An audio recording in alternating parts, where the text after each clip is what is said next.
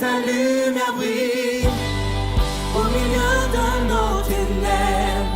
Que ta lumière brille sur la terre comme dans le ciel. Lorsque ta voix retentit, toute l'obscurité s'enfuit. Que ta lumière brille.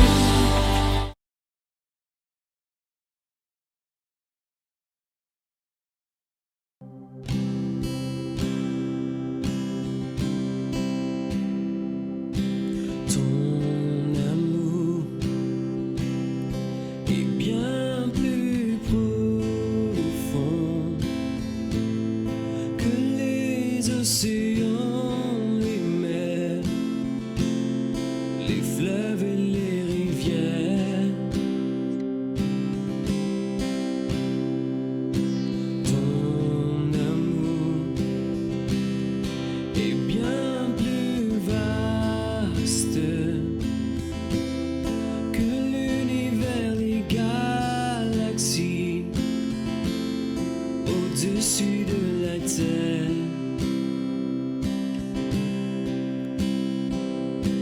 ton amour pour moi ne tarira pas. Ton amour pour moi est toujours là.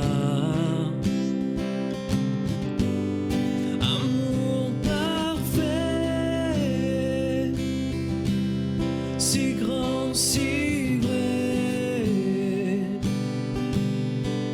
de Jésus pour moi et l'humanité.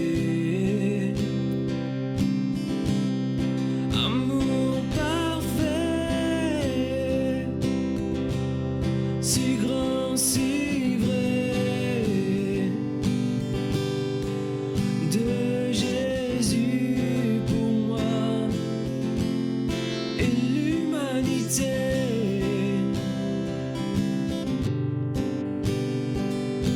Ton amour, ton sang qui coula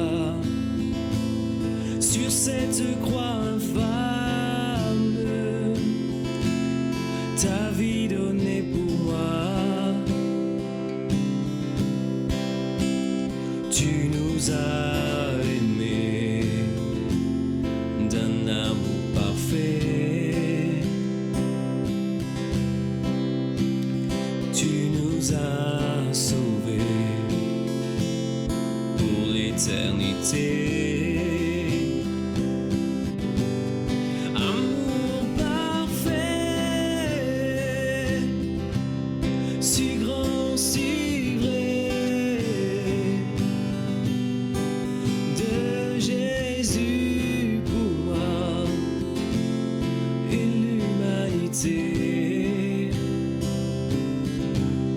Amour parfait, si grand, si vrai, de Jésus pour moi et l'humanité.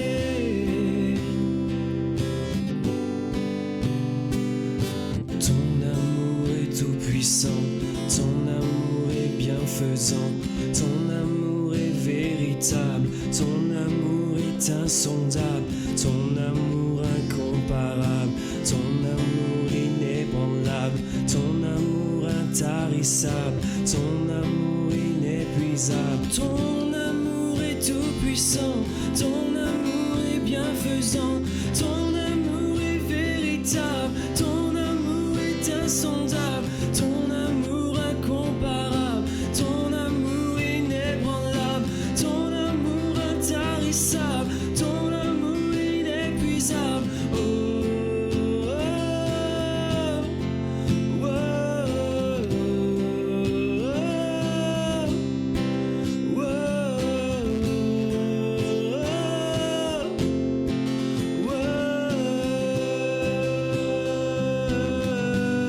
amour parfait,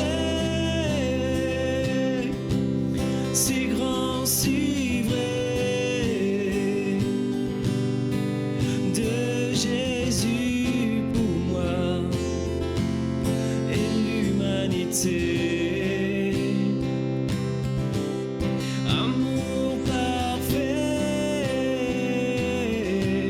si grand, si vrai, de Jésus pour moi et l'humanité, de Jésus pour moi et l'humanité.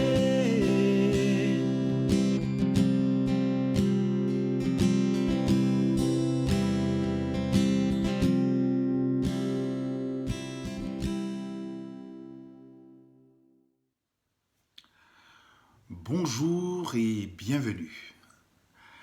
Très heureux de partager aujourd'hui encore la parole de Dieu avec vous. Et le titre de mon message aujourd'hui, c'est « Marcher avec Dieu ». Je m'appuierai sur un personnage qui n'est pas très populaire parce que la Bible n'en parle pas beaucoup dans la Bible.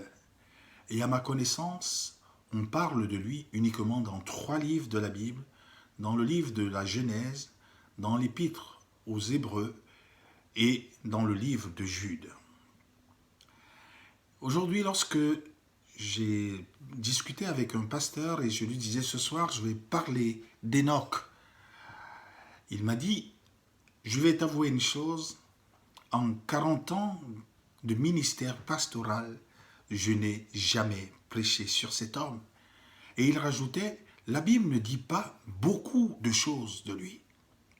Pourtant, on peut connaître beaucoup, on peut apprendre beaucoup de lui en examinant de très près qui est cette personne.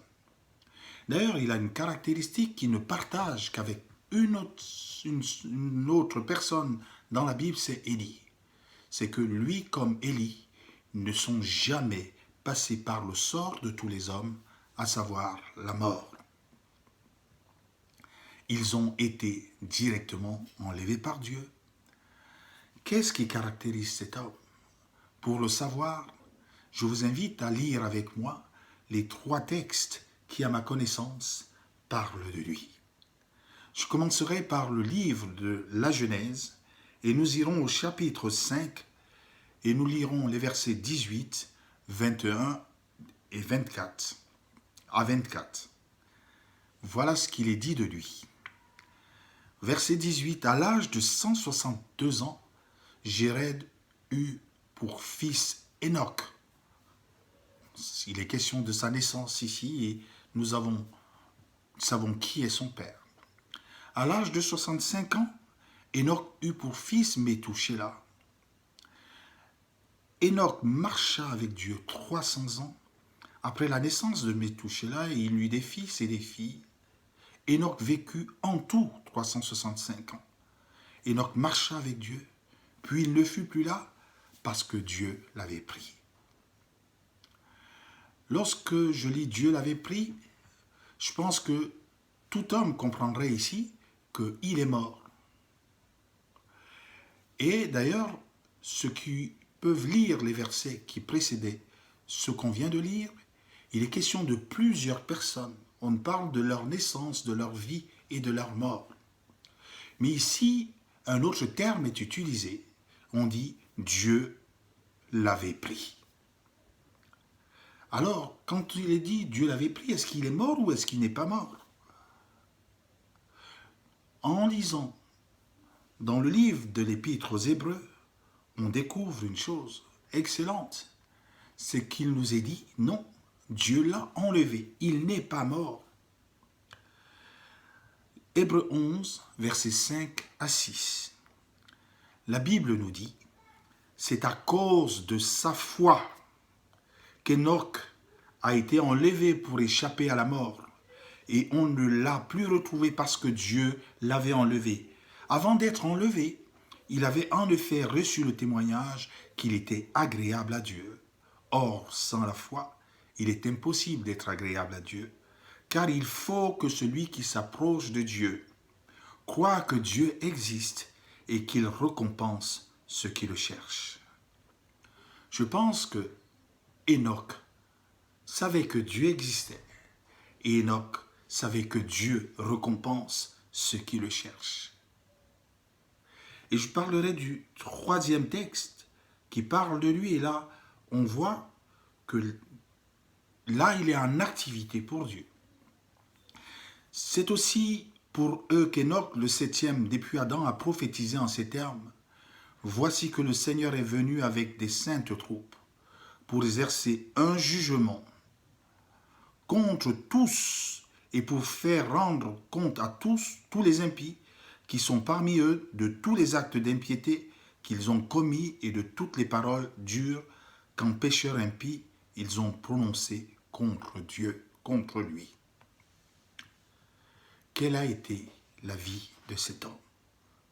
Au regard des trois textes qu'on a, on peut retenir deux choses, voire trois. C'est un homme qui a connu Dieu. C'est un homme qui a mis sa foi en Dieu. Et c'est un homme qui a été récompensé en Dieu. On peut même dire aussi, une quatrième, c'est un homme qui a travaillé avec Dieu, qui a œuvré avec Dieu, qui a travaillé pour Dieu. Il a vécu dans le monde, mais n'était pas du monde. Pourquoi je peux le dire? Parce qu'il marchait avec Dieu. Savez-vous quelle est la signification de son nom? Il veut dire consacré, il veut dire fidèle. Donc il était mis à part. Vous avez souvent, peut-être un jour, marché avec quelqu'un. Et lorsque vous marchez avec quelqu'un, vous êtes proche physiquement. Et il vous arrive d'échanger et même d'apprendre à vous connaître respectivement. Il vous arrive de découvrir l'autre, de découvrir qu'on a des zones de compatibilité, on a même des zones d'incompatibilité. Il y a des différences. Parfois même, la personne avec qui nous marchons peut modifier notre façon de voir les choses. Il peut nous influencer de manière positive ou même parfois négative.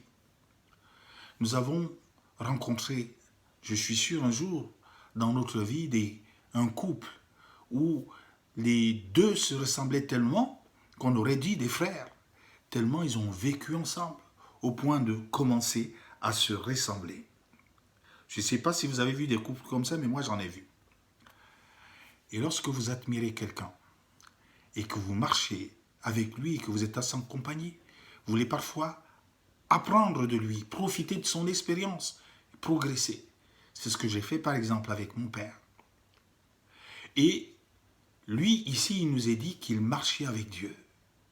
Et lorsque nous marchons avec Dieu, nous avons intérêt à écouter attentivement ce qu'il nous dit, parce qu'il nous instruit, il nous éduque, il nous enseigne, nous dit la parole de Dieu pour notre bonheur. J'aime beaucoup un texte dans la Bible, et ceux qui m'entendent souvent prêcher peut-être me disent « Tu nous l'as déjà dit ce verset ». Mais parce qu'il est riche, il nous est dit dans Ésaïe 48, 18, « Si seulement tu étais attentif à mes commandements, ta paix serait pareille à un fleuve et ta justice se propagerait comme les vagues de la mer. » Dans une autre version, il dit « Ton bonheur serait comme un fleuve et ton bien-être comme les flots, comme les vagues de la mer. » Ici donc, il nous est dit que Enoch a marché avec Dieu. Marcher avec Dieu, ça veut dire quoi? Je ne le vois pas. Comment est-ce que je peux marcher avec lui? Dans la version Semeur, il traduit cette expression par conduire sa vie sous le regard de Dieu ou encore vivre en communion avec Dieu. Je me baserai sur cela pour essayer de décrire ce que c'est que marcher avec Dieu. Conduire sa vie sous le regard de Dieu, c'est quoi? C'est prendre en compte ce que Dieu considère. Pour cela, il faut que Dieu nous exprime ce qu'il considère. Et dans la Bible, il ne nous est pas dit comment Enoch était au fait de ce que Dieu considérait, comment Dieu lui communiquait sa volonté. Mais le Saint-Esprit ici, qui a inspiré la parole de Dieu, affirme que Enoch avait reçu le témoignage qu'il était agréable à Dieu. Et s'il était agréable à Dieu, c'est qu'il marchait certainement selon le conseil de Dieu. Et alors, qu'est-ce qu'il pouvait faire en sorte que la Bible rende de lui ce témoignage. Je crois qu'il avait choisi de reconnaître l'autorité et les droits de Dieu sur sa vie. Qu'en est-il de toi? Qu'en est-il de moi? Est-ce que Dieu est-il notre Seigneur? Dieu est-il notre Maître? Dieu est-il mon Maître? Dieu est-il mon Seigneur? Dieu est-il ton Maître? Dieu est-il ton Seigneur? Si oui, est-ce que comme Enoch ici, tu vas choisir volontairement de te soumettre et de manière absolue à la volonté de Dieu, quoi qu'il t'en coûte? Et lorsque je dis ceci, ça me rappelle un personnage biblique que j'aime aussi, en la personne de Job. J'aime cette personne parce qu'il dit de lui-même qu'il n'a jamais abandonné les commandements de ses lèvres. Et il dit, j'ai fait plier ma volonté aux paroles de sa bouche. Job 23, 12. Oh, je dis que je l'aime, mais pour rien au monde, j'aimerais avoir sa vie. Mais avec les circonstances qu'il a vécues, il était résolu à marcher avec Dieu, quoi qu'il lui en coûte. Suivre la volonté de Dieu n'est pas toujours aussi simple, parce que nos désirs vont parfois à l'encontre de la volonté de Dieu.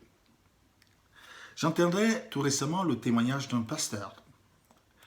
Et il avait mal garé sa voiture, il n'avait pas mis ses freins correctement, et ses freins ont lâché, et la voiture allait heurter une voiture sur le parking où il était garé.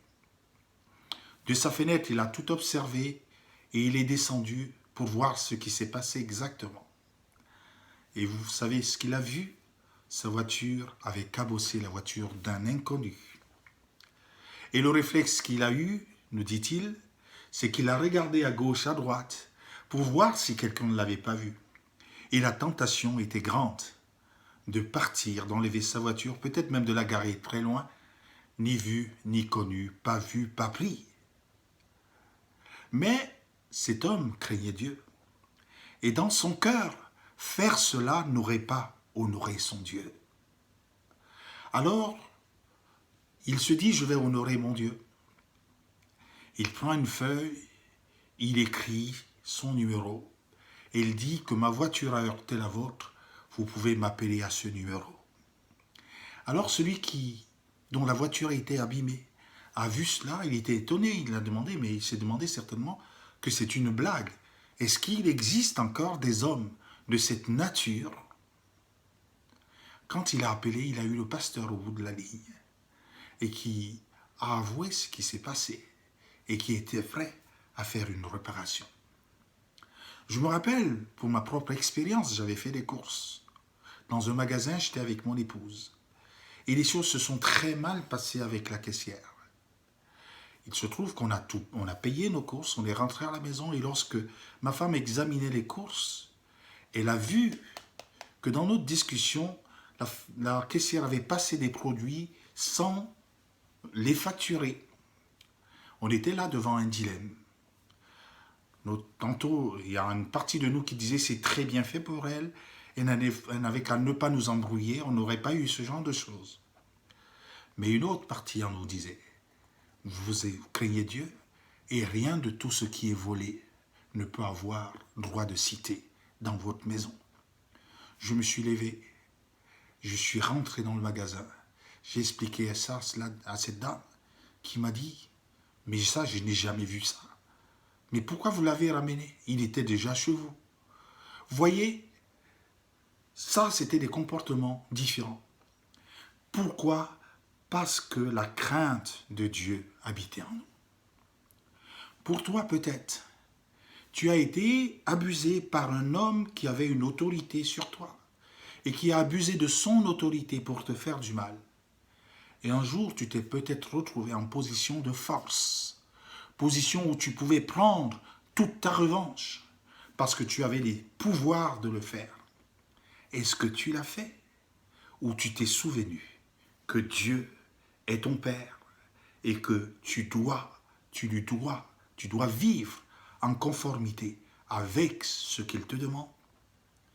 C'est ce que Dieu attend de nous. C'est ce que Dieu attend de moi. Il ne veut pas que nous ayons un comportement qui est celui du monde qui nous entoure, mais il veut que nous soyons différents.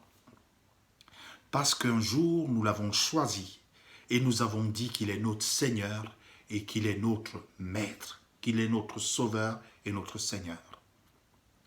Voilà un comportement que devait avoir certainement Enoch au sein de sa génération et qui va correspondre à ce que Paul dira un jour à ceux qui l'entendent, à ceux qui ont décidé de confier leur vie à Dieu. Et ça se trouve dans Romains 2, au chapitre 1 à 2. Il est dit ceci: « Je vous encourage donc, frères et sœurs, par les compassions de Dieu, à offrir vos corps comme un sacrifice vivant, saint, agréable à Dieu. Ce sera de votre part un culte raisonnable à Dieu.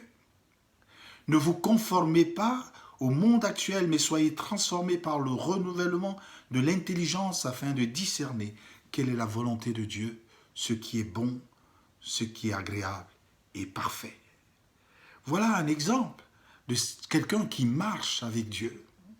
Parce qu'il marche avec Dieu, il n'est plus dirigé par ses instincts, il n'est plus dirigé juste par ses propres besoins. Il sait qu'il y a au-dessus de lui un Dieu qui est juste et qui a besoin qu'il soit juste lui aussi. Cela demande parfois de se faire violence et de renoncer à ce qui est humainement avantageux pour nous.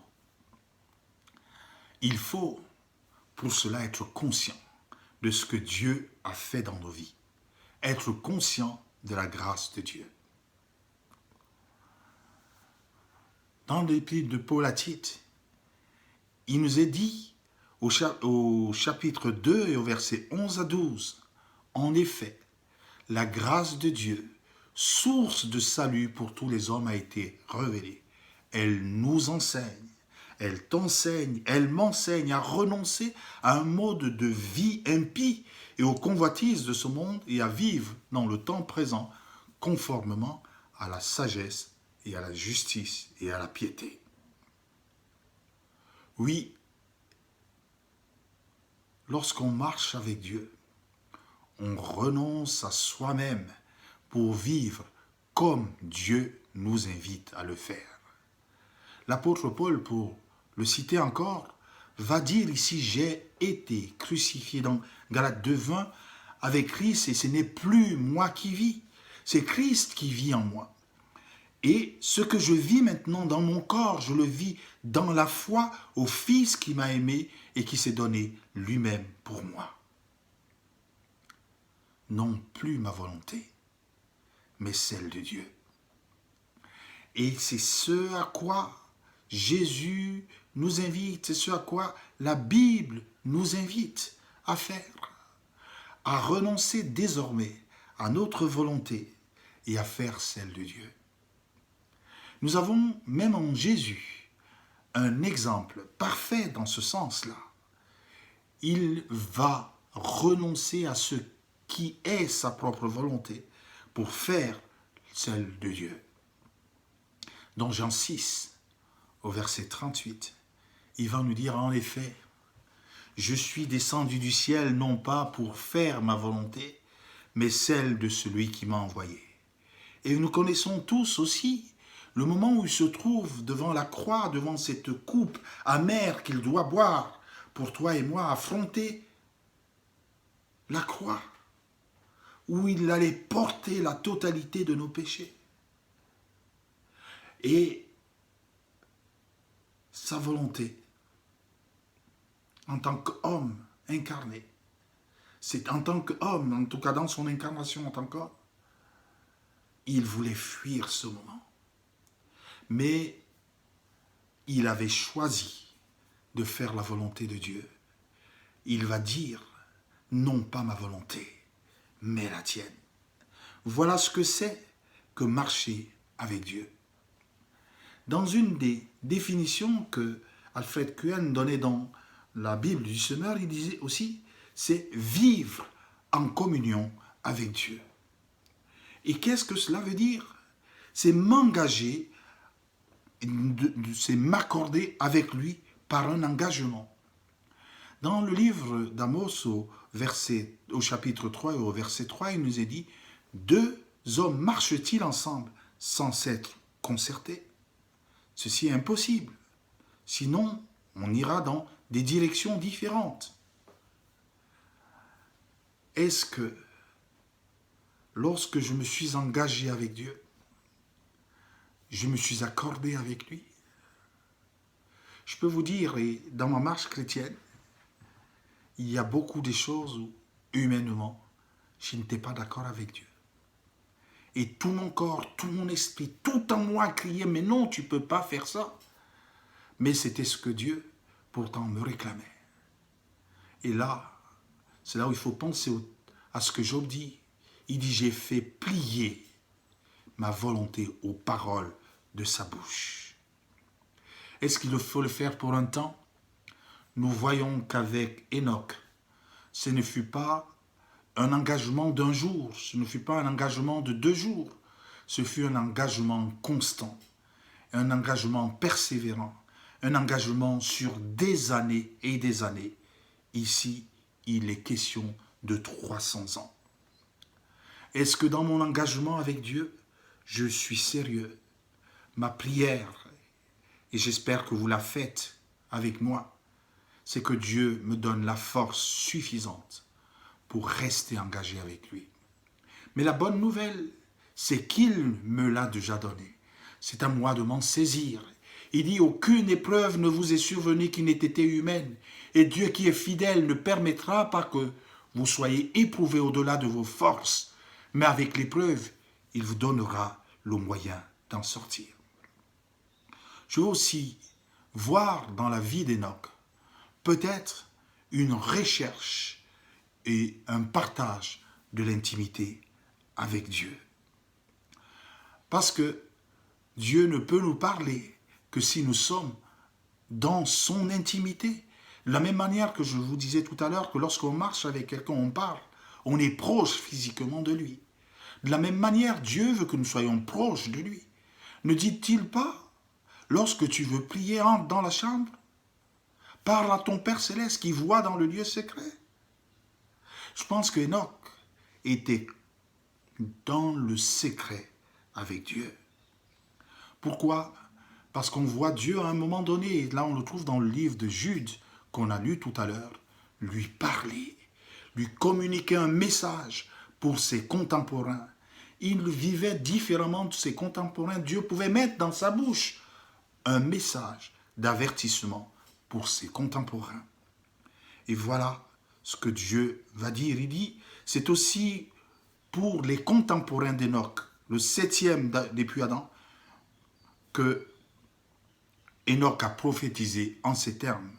Voici que le Seigneur est venu avec ses saintes troupes pour exercer un jugement contre tous et pour faire rendre compte à tous les impies de tous les actes d'impiété qu'ils ont commis et de toutes les paroles dures qu'en pécheurs impies ils ont proférées contre Dieu. Dieu aimait la génération d'Enoch et Dieu avertit généralement et toujours même avant d'exercer un jugement. Et par la bouche d'Enoch, il va parler. Pourquoi peut-il parler à Enoch? Je vois ici qu'il y avait une relation particulière d'Enoch avec son Père. Dieu nous parle, Dieu nous communique des messages lorsque nous sommes dans le secret avec lui. Et nous pouvons le voir plus loin dans le même livre de Genèse, Dieu qui va communiquer ses projets à Abraham qui vivait dans son intimité. Il a pu lui dire, il nous est dit, alors l'Éternel dit, cacherai-je à Abraham ce que je vais faire? Voilà ce que Dieu peut nous communiquer alors que nous marchons avec lui. Il peut nous communiquer ses projets, il peut nous communiquer ce qu'il veut faire aux autres. Et il peut nous communiquer l'intention, son intention d'amour pour les sauver, pour les sortir d'une situation compliquée et difficile. Oui, Enoch a pu dire, et je suis sûr que c'était ça le quotidien de sa vie. Il avait choisi d'obéir au conseil de Dieu. Et il pouvait dire, à l'instar du psalmiste, « Tu me conduis par ton conseil ». Non seulement il pouvait le conduire dans son conseil, il avait une espérance de l'éternité avec lui. Et cette espérance ne s'est pas démentie.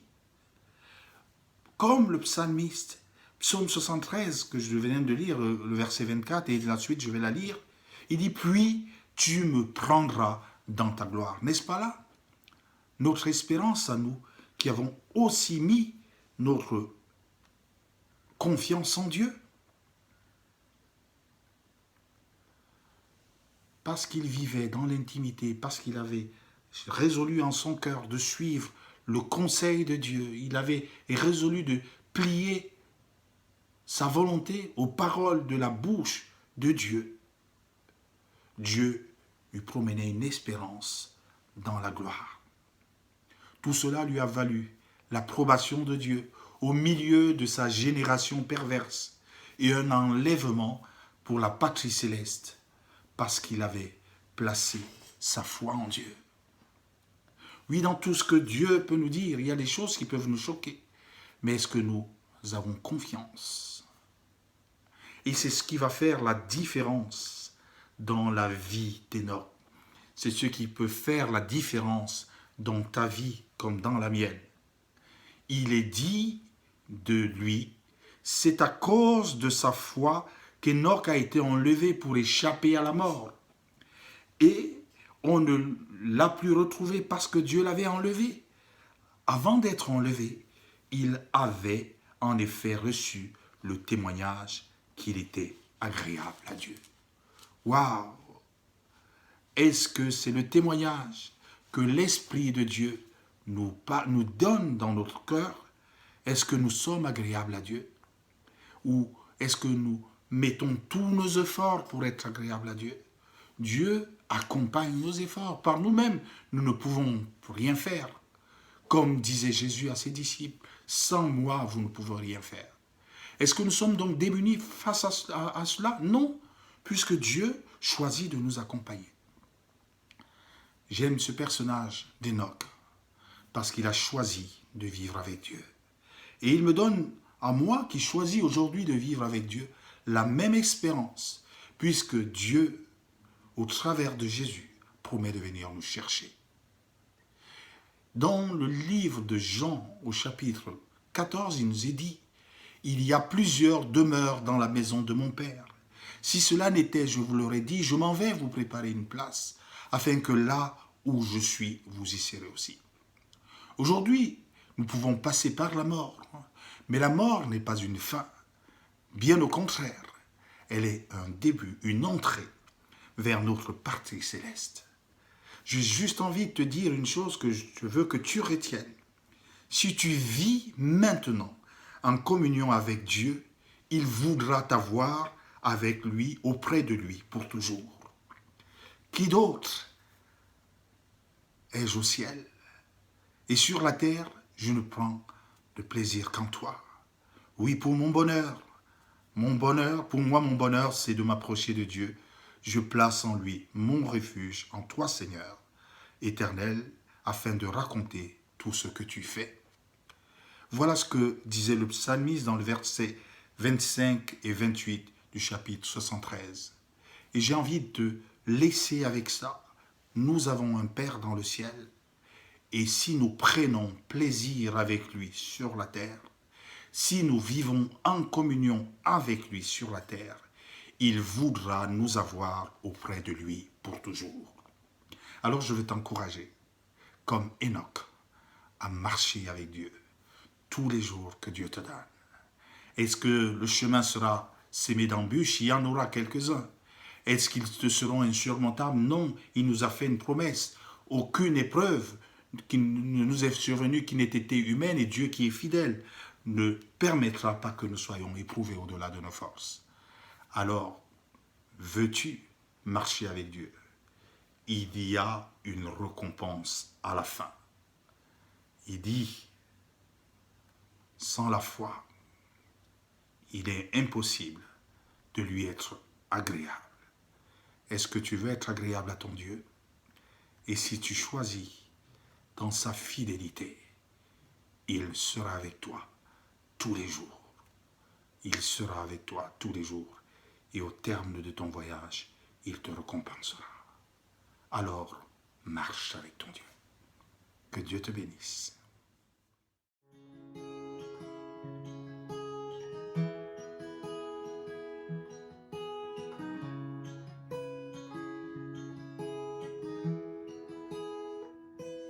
J'étais brisé, vidé sans espoir.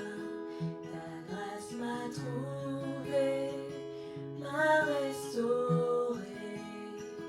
Je n'ai rien en moi, mais tel que je suis, tu me libères, tu me libères.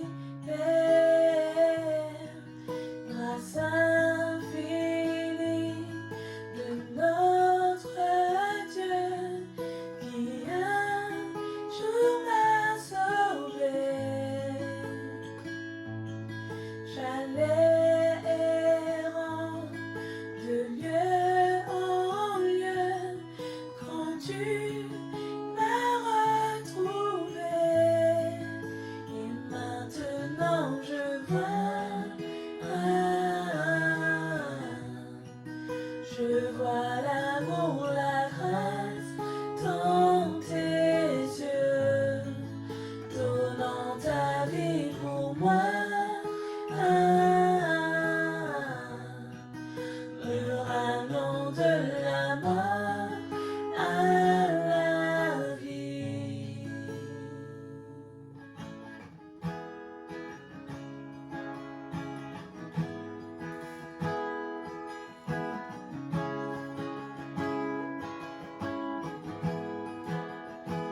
Tu prends nos échecs, tu prends nos faiblesses, tu places ton trésor dans des vases d'argile. Oh, prends mon cœur, Père, je veux te servir pour que tout soit ta vie en moi.